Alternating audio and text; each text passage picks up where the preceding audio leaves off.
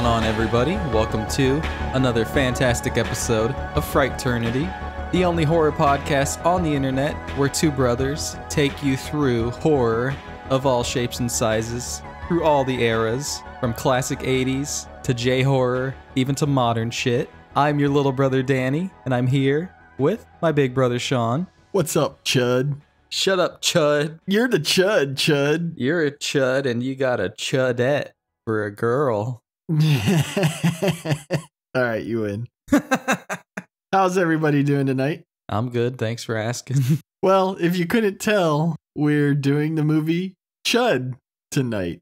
What a title. Much to be said about a title. Yeah, I can't explain why, but Chud in the video store days always stood out to me.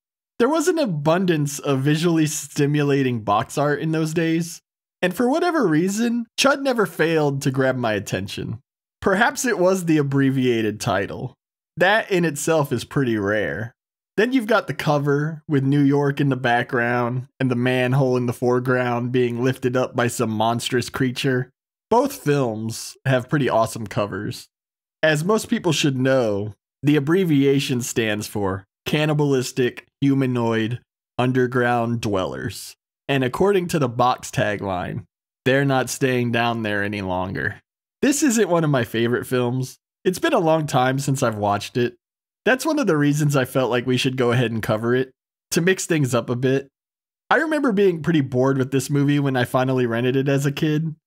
To this day, it reminds me a lot of the films of Larry Cohen. And Larry Cohen is pretty hit or miss for me.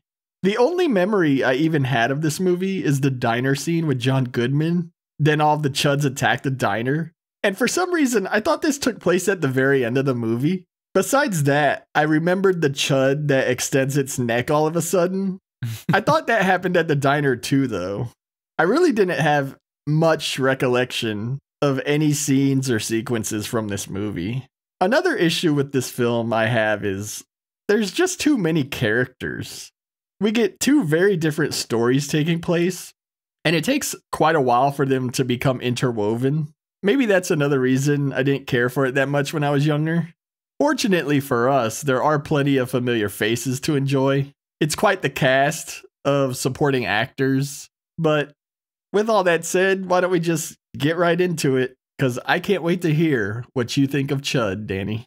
Interesting. A lot of what you don't like about the movie, I feel like I ended up appreciating about the movie. But yeah, we'll get into it for sure. But before that, I just wanted to say you can follow us on Twitter. Our handle is @Frighternity. Go follow us, tweet at us, DM us. Just like our tweets, retweet us, anything you like. We'd love to hear from you. We have an email, frighternity@gmail.com. That's frighternity@gmail.com. You can email us, tell us anything you like, say hi. And we have a YouTube channel. Go over to YouTube, type in Frighternity in the search box. You'll find our channel. Go over there, subscribe, click the bell. We upload previous episodes of the show over there on YouTube every Wednesday. And they have a bit of a visual treat to them when we upload them over there on YouTube. So they're not just static image. It's actually a lot of editing and work goes into it. So go over there, check that out, and keep up to date with everything Frighternity is doing. All right.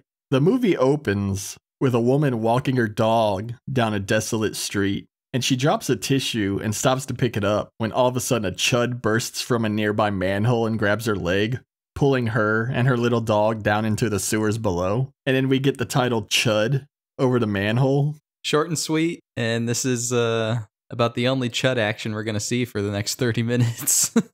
Yeah. The next morning, we watch a street sweeper make its way towards that manhole, sweeping up the poor woman's shoe and destroying any evidence. And we see that this part of town is swarming with vagrants. And we meet a cameraman named George Cooper as he snaps pictures from his upper floor apartment. He lives there with his model girlfriend, Lauren. The couple make up one half of our set of main characters in the film, but they remain on the periphery for the first half of the movie. And what it really boils down to is that George, through acquaintances, ends up being one of a very few people who learn about what's happening underground, you know, with the Chuds. Right.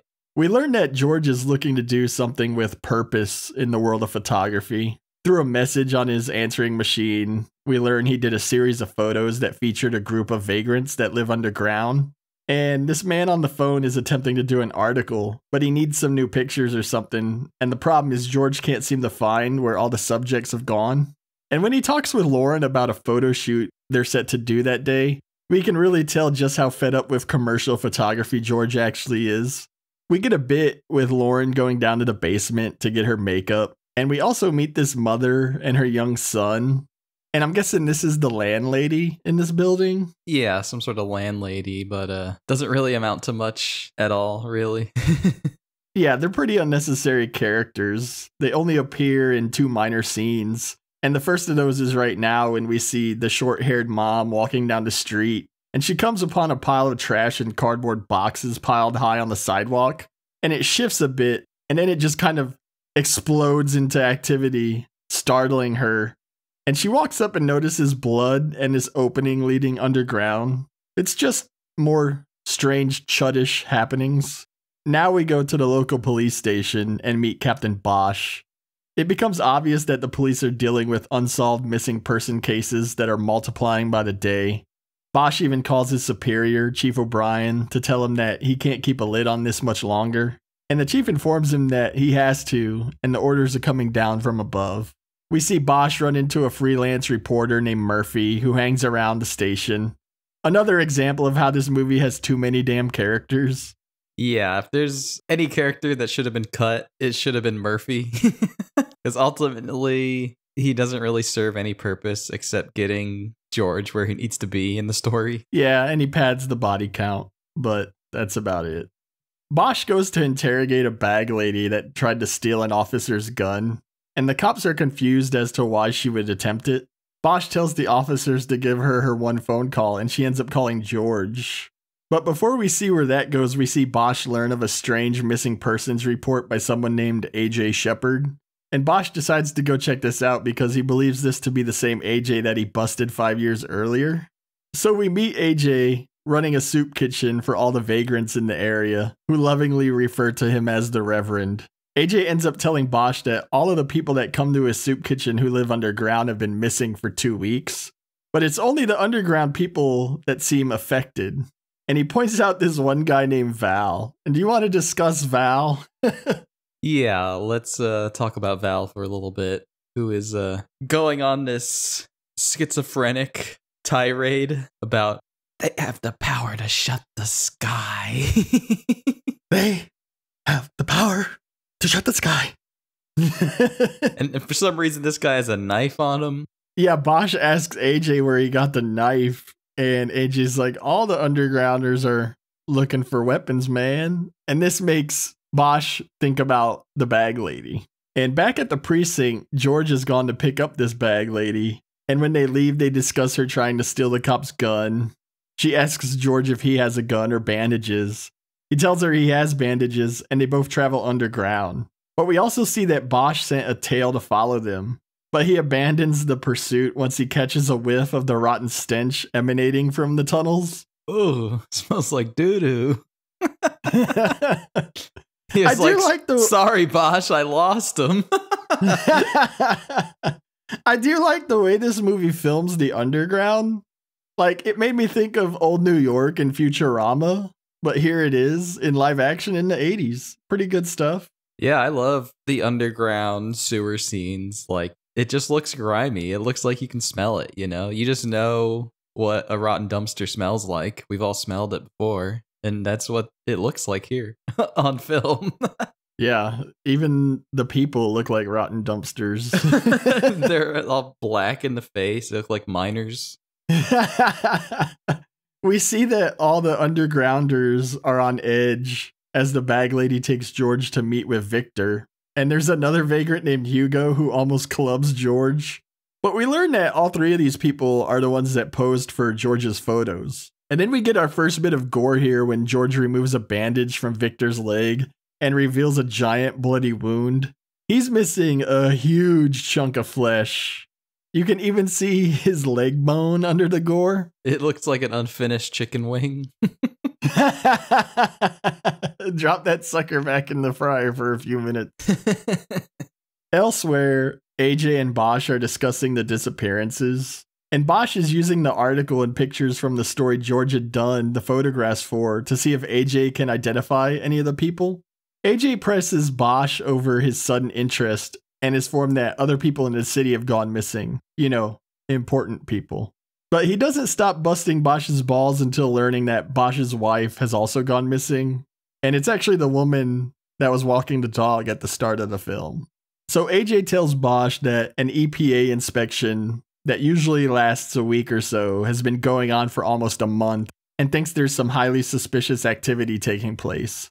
He takes Bosch down into his basement where he has an underground access, and he reveals multiple items he has found while spelunking. He's got protective boots, radiation detection equipment, and when the two of them venture down there, they end up finding a Geiger counter, and they turn it on and it begins to spike as if something radioactive is approaching them before it starts to recede before it shuts off. And then the two of them hear this inhuman scream. Something's in the sewer, Sean. It's hot down there, Danny. It's hot. It's not going to stay down there any longer, though, Danny, because back on the surface, George learns that he's going to be a daddy. So this takes his mind off of the goings-on underground for the time being. But just outside, we see a grandfather and his granddaughter walking down the street. They're lost, so they stop at a payphone, and the grandpa uses the phone as the little girl looks on as a Chud rises out of the manhole.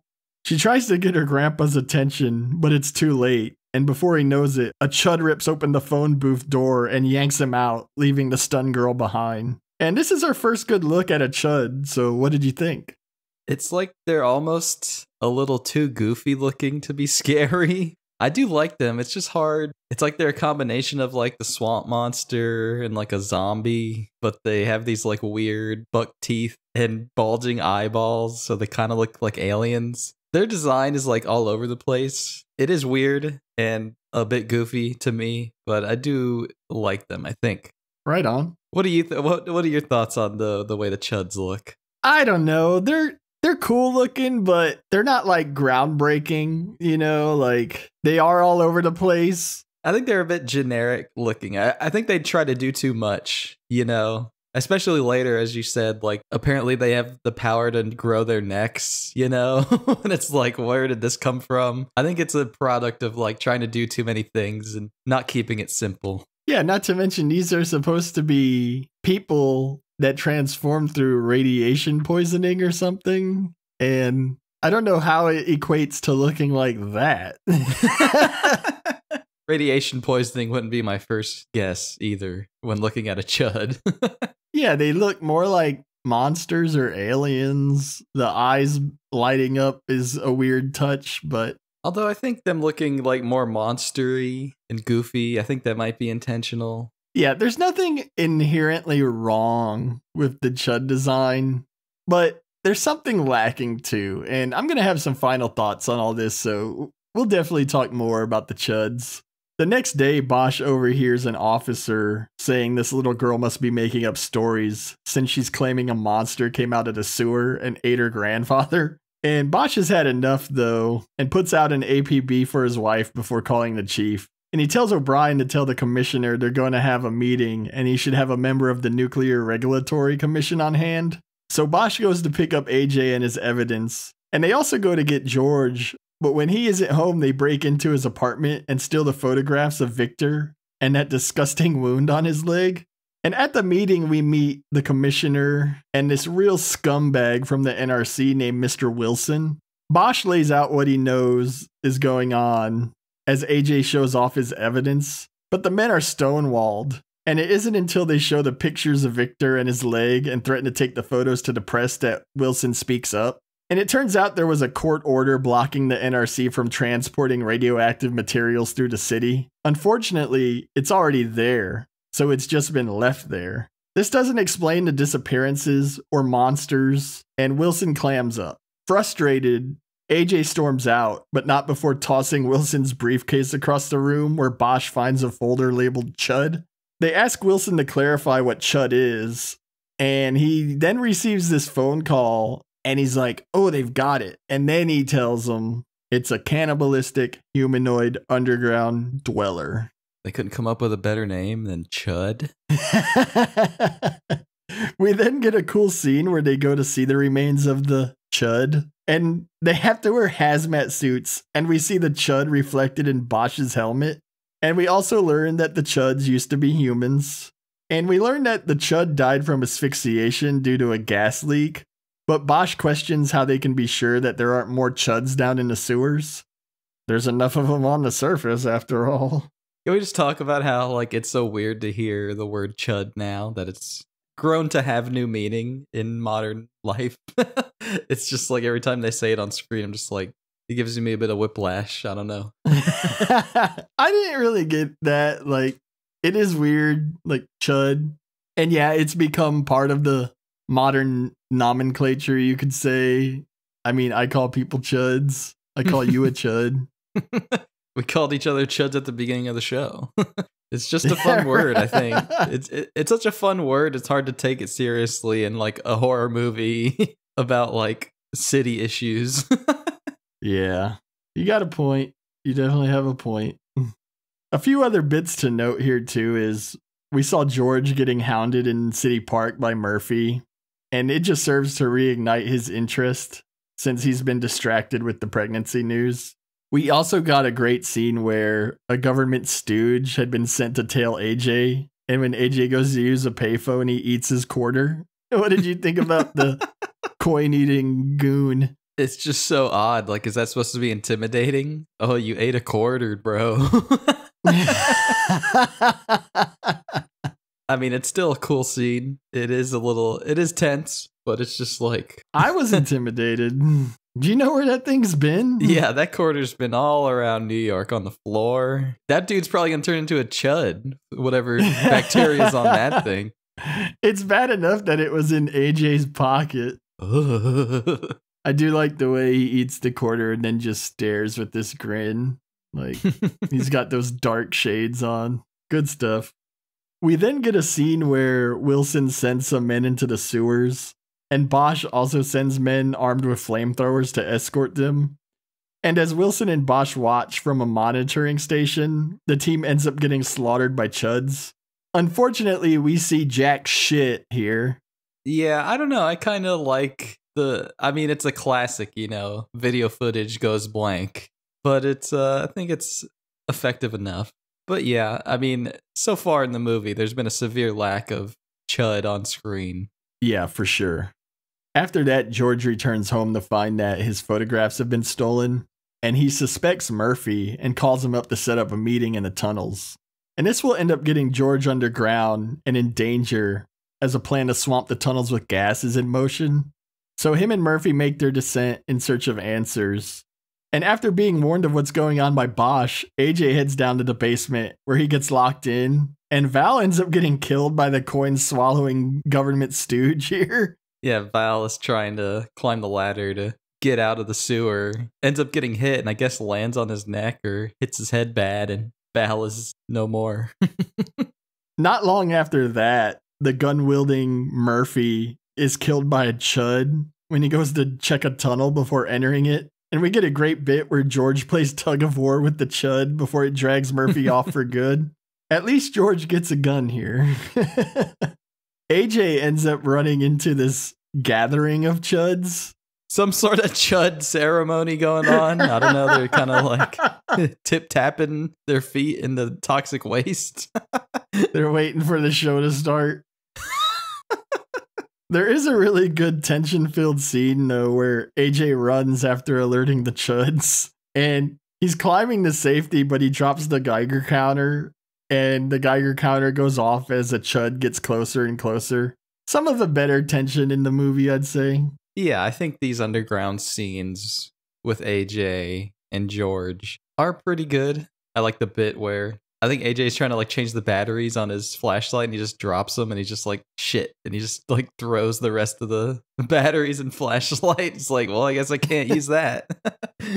So George and AJ are trapped underground, but we go back up to the surface and watch Lauren venture into the tunnels from their basement. And she's suddenly startled when she finds the dead dog from the beginning of the film. And then we get Bosch and a few officers responding to a call of someone finding a dead body in the water. And when Bosch and an officer walk into the water, the other cop screams to get Bosch out of there. Get him out of there. It's his wife. And we see the severed head of Bosch's wife floating there. It's his wife. Get him out of there. So after that, we're going to see Bosch find comfort in a bottle as the cops accompany him to a bar. And Lauren calls the cops to report the mangled dog and asks for a unit to be sent to check it out. She then takes a shower, and we get this bizarre scene where water builds up as the drain is clogged. She takes a coat hanger to the drain and ends up getting sprayed with a bunch of blood. I'm not quite sure what is going on in this scene. Yeah, logically, makes no sense at all. It is a cool scene, and I really like the music playing during the shower scene here. The music like laughs at her when she gets sprayed with the blood. It's like, hi, hi, hi, hi, hi, hi. Yeah, there's just no context for this bit, but I like that bit too. And we do see a Chud has entered the building through the basement, so more peril is certain to fall on Lauren very soon. Now we get to the one scene I remembered when I watched this as a kid. Two cops, one played by John Goodman. Officer Goodman. They enter a diner and flirt with the waitress on duty. And before long, this diner ends up getting swarmed by Chuds. And they're looking in through the windows. And suddenly they break in.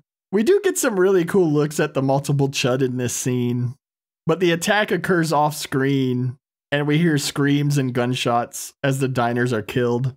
We know they're killed as the diner is covered in gore as police and reporters descend on this horrifying scene. It looks like a bomb went off in the diner. It's just like the windows are blown out. It's like completely black inside and there's just blood everywhere.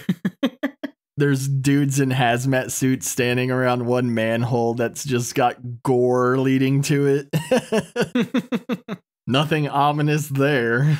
Back underground, George finds Hugo, or what's left of him, as he's been eaten from the stomach down. And we see that Victor has transformed into a Chud, and he attacks George, who manages to shoot and kill him. But the bag lady then attacks and attempts to kill George, but AJ intervenes, and him and George work together to escape the sewers. He's like mid-transformation into his Chud. He's mid-Chud's formation. He's mid-Chud. But then if you get bit by a Chud and live, do you turn into a Chud? But then why would a Chud ever leave anyone alive? They're cannibals. He only got away because he escaped. Yeah, you see, these are questions I don't think this movie wants you to ask, right? Yeah, ultimately, I do believe in the sequel, matter. If you get bit by a Chud, you do become a Chud. But none of that is established here. I guess you could say it's established with Victor, but he's also living down by the radiation, right? Right, but it's like no one else turned. Mrs. Monroe didn't turn, as far as we know. Maybe it takes longer exposure. I don't know. Who is Mrs. Monroe? The woman. The bag lady? Bag lady, yeah. Yeah, that's true. She didn't turn. Hugo didn't turn. Yeah, I don't know, man. The bag lady didn't turn. Hugo didn't turn. It's not established how Chuds are made. Except through radioactive materials, but how does a Chud spread? I don't know. It's all over the place. Yeah, nothing in this is very well defined. We see Lauren attempt to leave the apartment, but she comes face to face with a real hideous fucking Chud. This is probably the best looking Chud in my opinion. Yeah, I agree. Definitely the one with the most screen time. Right, yeah. There's really only this one sequence of horror, and it happens with Lauren, who isn't even a main part of the story when you really think about it.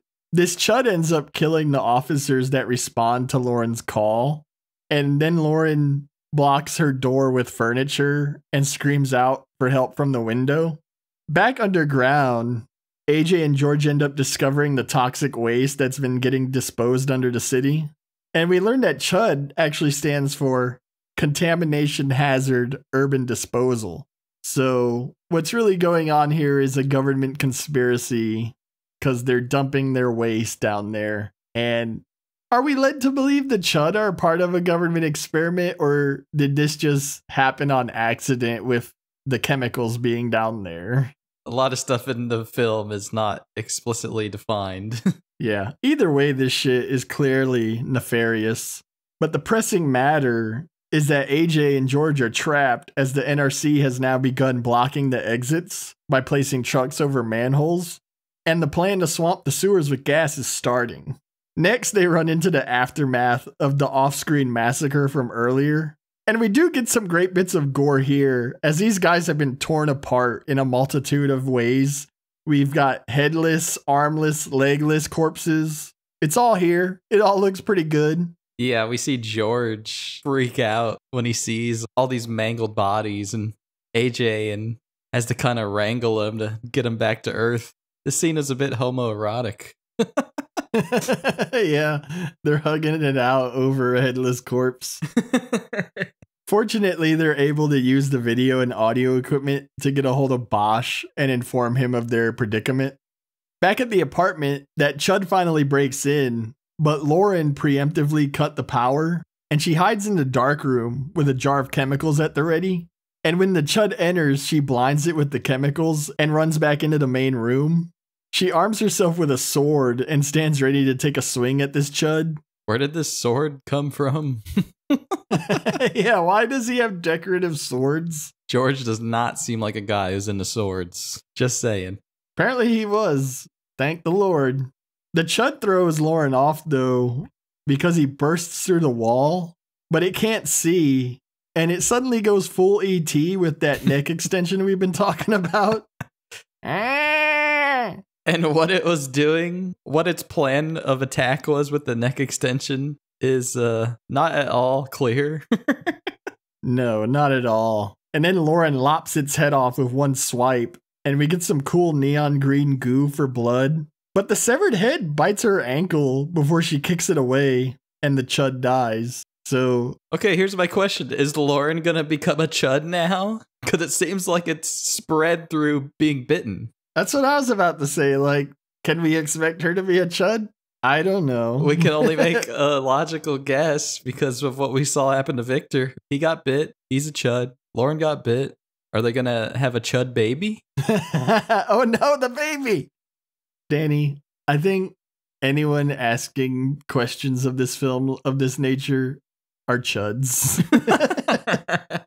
Bosch ends up arranging for George and AJ to meet him at a nearby manhole, and Lauren suddenly takes the squad car that is left at her apartment and heads to the diner. Bosch goes to confront Wilson. So all of our players and stories converge here, and we're swiftly approaching the end. When Bosch confronts Wilson over what's really going on underground, Wilson draws a gun on him, and Bosch has no choice but to knock Wilson out and take the keys to the truck blocking the manhole. Wilson goes down like a bitch, too. Yeah, take that, you Vincent Price looking motherfucker. We see George and AJ pounding on the manhole as Bosch rushes to move the truck. But Wilson wakes up and heads that way as Lauren arrives just in time to follow him. Bosch does move the truck, but he gets shot by Wilson, and Wilson attempts to block the manhole, but AJ and George manage to escape, so Wilson decides to just attempt to run them over. But Lauren warns them before he's able to. He then makes another attempt, but AJ takes Bosch's gun, and after a few errant shots, he manages to put one in Wilson's chest. Wilson crashes, and the truck rolls. And we were told earlier that the trucks were rigged to explode from underneath. And the truck rolls into the open manhole and does indeed explode into a massive fireball. It's just like Wilson knew the trucks were rigged with the explosives because he was the one concerned about it. And now he's here in this scene going all crazy driving. Like, you're gonna explode, dude. Yeah, not the brightest move. He was seeing red, man. And you know what's great is you can see Wilson's body like slumped over, burning in the fire. So Lauren and George embrace as AJ looks on. And then we hear Bosch speak up and applaud AJ for his nice shot. And that's the end of Chud. That was Chud. All right, Danny. What did you think of Chud. You're making me start? Look, you start shit, I end shit. That's how we do it. Shit rolls downhill. That's one thing I learned being your brother. What'd you say, Chud? Well, I think hearing your narration and going through the movie, I think it definitely makes me realize just how kind of messy Chud is as a movie. That being said, there is a lot to like about this movie, at least for me. I see Chud as this like bureaucratic, political city take on a monster movie. It's like the monster is not the focus of this film. The focus is how it affects everyone living in the city and what the stakes are and what they have to do and how it all connects to their lives. And that's another thing I do like is the interconnected stories and how they start out separate. I'm a sucker for stories like that are two completely separate tales that end up converging, no matter how sloppy it is, because ultimately George really doesn't have that much of an impact on the story. It's mostly Bosch and AJ taking a big chunk of the film. But I do like the characters. I like AJ, I like Bosch. I think they have a good back and forth. It's a well-acted film. The few Chud scenes are okay at best. I think the strongest point of the film are those underground scenes and just how grimy and dirty they look. And I won't lie, the finale is exciting with all the different threads going on with the Chud, with Lauren, and Bosch depressed about his wife and confronting Wilson. And then you have AJ and George stuck in the underground trying to get out. It's a sloppy movie. It's a bit of a mess, but I enjoy it. Right on, man. Well, as everyone knows, we are all about fond memories and fresh perspectives. That's why I always give a bit of a story time before we get into the movie. And that's why Danny always gives us our final thoughts. But I've got to give some final thoughts on Chud myself, because I've got to be honest. This is definitely my least favorite film that we've covered so far on Frighternity. There's nothing that's particularly wrong with it.